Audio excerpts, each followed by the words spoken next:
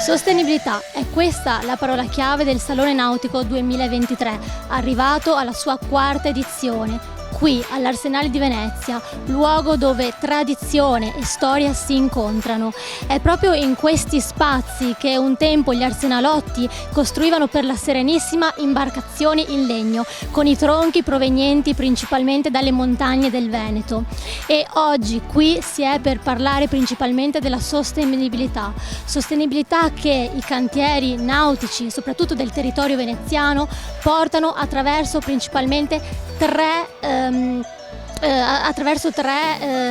tipologie, che possono essere le barche elettriche con i motori elettrici, quelle invece che funzionano a biogas, ma anche la riscoperta della tradizione della falegnameria, quindi la riscoperta di costruire le barche con il legno. L'Arsenale è l'affascinante palcoscenico dove sta andando in scena il meglio del Salone Nautico di Venezia.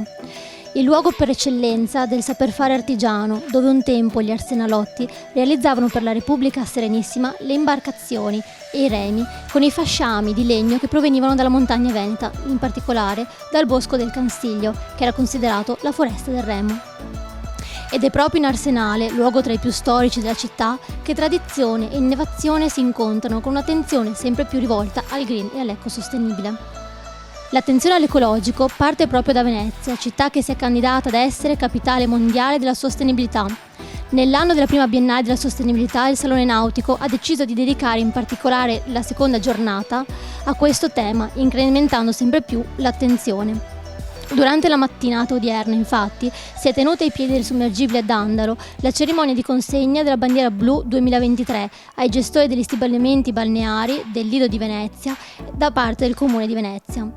All'appuntamento sono intervenuti gli assessori comunali all'ambiente Massimiliano De Martin e alle società partecipate Michele Zuin, il consigliere delegato alle isole Alessandro Scarpa Marta e il presidente della municipalità del Lido Pellestrina Emilio Guberti.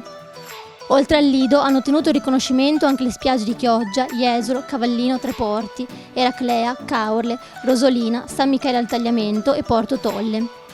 Tra gli appodi turistici, inoltre, ha ricevuto la bandiera blu la Certosa Marina, un grande traguardo, ha sottolineato l'assessore all'ambiente Massimiliano De Martin, non solo dovuto alla qualità delle acque di balneazione, ma anche alla gestione dei rifiuti sulle spiagge. Una politica ambientale delle nostre spiagge dove si evidenzia la capacità degli imprenditori a mantenere standard qualitativi elevati dal punto di vista ambientale, quindi non è legato solo ai sistemi di servizio, l'accessibilità, la fruibilità, ma anche il modo di gestire i rifiuti, il modo di poter proporsi in un modo nuovo e soprattutto sostenibile.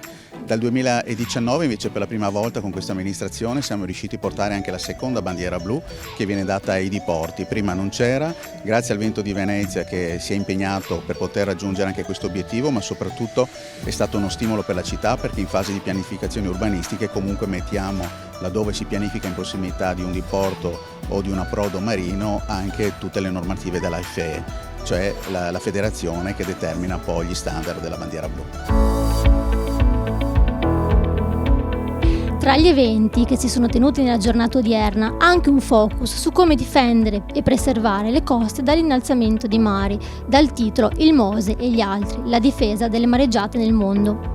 Il Mose, la più grande opera mobile di difesa idraulica, attivo dal 2020, è stato presentato infatti come la migliore pratica a livello mondiale per la protezione delle città dall'innalzamento dei mari e i fenomeni di marea.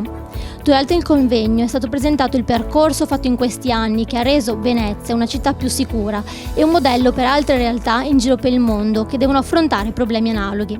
Oltre al Mose, con esperti internazionali sono stati presentati sistemi simili di difesa, attuati in Europa e nel mondo. Esperienze che sono state discusse in un workshop con esperti internazionali. Questo per sensibilizzare la cittadinanza sull'importanza di preservare il territorio e soprattutto capire come poter intervenire nei confronti del cambiamento climatico.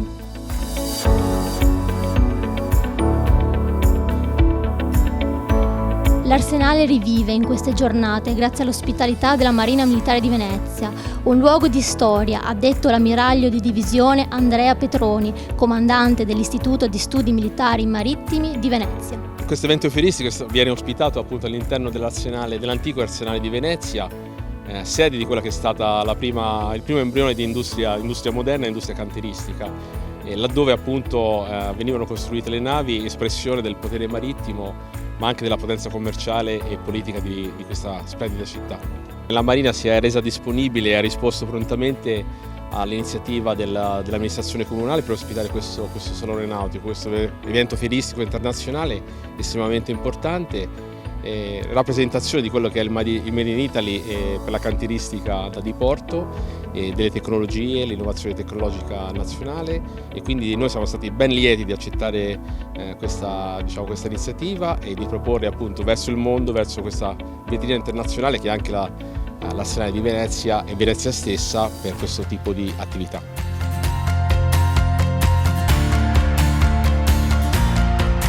Quest'anno al Salone Nautico il comparto delle barche con propulsione elettrica è cresciuto del 30% rispetto al 2022, un dato significativo che conferma la sua vocazione green.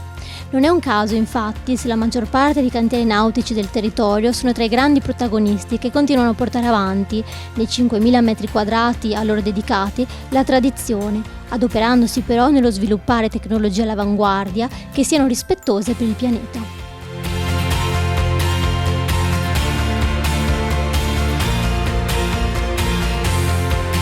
Una di queste realtà è il cantiere nautico Venmar, che ha sede strategica nel cuore del Lido di Venezia e che dal 1969 unisce la tradizione e la passione per il sapere nautico ad un animo giovane e dinamico.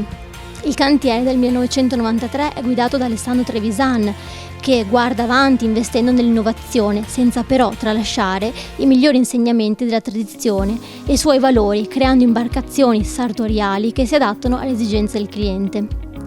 Lido 32 è la nuova imbarcazione presentata dal cantiere al Salone Nautico che, con la timoniera posizionata a poppa, come sulle barche a vela, dà la possibilità all'armatore di controllare manovre ed equipaggio e allo stesso tempo di godere della barca e dei propri ospiti. Non a caso la barca è munita anche di cucina pensata per vivere al meglio giornate come la festa del Redentore. Un progetto che strizza l'occhio anche alla sostenibilità, con consumi ridotti al minimo grazie alla sua leggerezza. La barca inoltre è dotata di un motore Yanmar alimentato ad HVO, un biocarburante che consente una riduzione delle emissioni fino al 90% di CO2, prodotto a chilometro zero da Eni a Marghera con i residui dell'olio. Abbiamo fatto questa scelta dopo aver fatto l'anno scorso la barca elettrica e quest'anno abbiamo pensato di trovare il motore a ciclo diesel che potesse utilizzare questo carburante evoluto che è fatto poi qui a Marghera, che è l'HVO. Una scelta, quella del biocarburante piuttosto che l'elettrico, non a caso. Sì, perché possiamo contenere molto il peso della barca per ridurre sicuramente il moto ondoso. Più la barca è leggera, più sarà facile e non avendo ancora a disposizione una rete di ricarica capillare, oggi ritengo che sia la soluzione a portata di mano. Io avrò la sicurezza di usare la barca con un'autonomia infinita. Cos'ha di particolare questa imbarcazione? Abbiamo voluto ottenere delle linee classiche e abbiamo quindi fatto tutta la poppa che si apre e va a filo d'acqua per poter fare il bagno, per poter rendere la barca più fruibile anche nei riguardi dell'acqua. Il piano Paioli, invece di usare il TEC, pensato di usare il sughero con un ottimo risultato estetico e comunque è stato pensato principalmente per ridurre ancora il peso perché è leggero e è fresco e per il materiale più nobile nell'isolamento. Nata con la vocazione ecosostenibile è la start-up Acquamarine, società giovane e dinamica che in città opera nel settore nautico e turistico. Spinti da una forte passione per il mare da un lato e dalla consapevolezza della necessità di un aggiornamento sostenibile delle modalità sull'acqua, i fondatori Andrea Degli Angeli e Alberto Toffolo, coscienti che la transizione ecologica è ormai una necessità, nel 2018 hanno creato la società con l'obiettivo di promuovere, attraverso la commercializzazione e la realizzazione di esperienze turistiche, la mobilità ecosostenibile. La ricerca sul mercato dei migliori player del settore li ha portati a rappresentare in città diversi cantieri esteri che da anni investono nell'aggiornamento tecnologico orientato all'elettrico e che nel tempo hanno acquisito un livello di eccellenza. Al Salone Nautico espongono 5 barche elettriche di 3 ditte estere, la ditta slovena Alfa Street, la polacca Canna e la danese Rand. Di quest'ultima la barca Breeze, inoltre, è realizzata con un vetro resina particolare che all'interno presenta fibre di materiale riciclato. I vantaggi dell'elettrico sono il silenzio della navigazione, che consente una navigazione veramente piacevole, soprattutto se si naviga all'interno di una città o comunque in una laguna come quella di Venezia. E poi insomma il rispetto per l'ambiente, che è sempre un plus, soprattutto per quello che è il contesto locale e globale. Quindi occasione migliore che il Salone Nautico, dove la parola chiave è sostenibilità. Sì, assolutamente. Noi crediamo fortemente su questo, ci fa piacere vedere che Venezia si è candidata a capitale della sostenibilità e speriamo che al di là della pubblicità ci sia poi anche un riscontro effettivo nella città, insomma. Ma c'è chi realizza anche dispositivi volti alla produzione di idrogeno, come quelli della ditta Hydromaverick di Conegliano, di cui è titolare Alessio Cristini. E-Pilot è il dispositivo di produzione di idrogeno presentato in questi giorni al Salone Nautico, che serve per trasformare il motore in ibrido ad idrogeno. La sua funzione è di pulire il motore, diventando parte del carburante grazie al flusso continuo immesso in camera di scoppio. Un impianto che aiuta ad inquinare e consumare meno. Le emissioni infatti sono ridotte significativamente del 90%, mentre i consumi del 30%. Produciamo questo dispositivo che produce idrogeno in tempo reale e affiancato a qualsiasi motore a combustione sia diesel che benzina riusciamo a aiutare la combustione del motore, quindi ridurre l'inquinamento e migliorare i consumi. Abbiamo già una serie di barche qui a Venezia da lavoro e anche qualche taxi che già monta il nostro impianto. Al Salone Nautico anche lo sport è sostenibile. Divertente e appassionante la E-Regatta, totalmente con barche elettriche, che si è svolta oggi in Darsena Grande e che ha visto i piloti cimentarsi in prove di manovrabilità nella gara di slalom e in quella tecnico-artistica e ballerina con accompagnamento musicale. Abbiamo iniziato ufficialmente la E-Regata, questo format che dura 3 giorni dedicato alla mobilità elettrica, e questa mattina c'erano le 2 regate dedicate alle aziende che espongono qui l'elettrico. Sono state iscritte una decina di imbarcazioni di aziende, sia italiane che straniere. Abbiamo anche un equipaggio che viene dalla Germania, l'unico che non espone ma è venuto appositamente per fare la E-Regata. Domani un appuntamento importante. Domani si entra nel vivo proprio delle gare vere e proprie, perché ci sarà la GT Electra, la seconda edizione, e quella è una gara di velocità fatta con i ragazzi tra i 14 e i 18 anni, proprio iscritti alla Federazione Motonautica, vale per il campionato. Loro correranno all'idroscalo ed è una gara di velocità fatta su barchette di monotipo e monomotore sempre elettriche.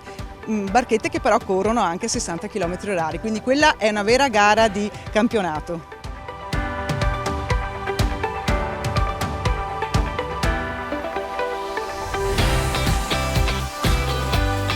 Il Salone Nautico non è solamente la piccola boutique del lusso come è stata definita, ma è anche occasione per approfondire i temi di sostenibilità ambientale attraverso convegni e manifestazioni che si tengono in queste giornate. Ci vediamo domani con un'altra puntata dedicata al Salone Nautico.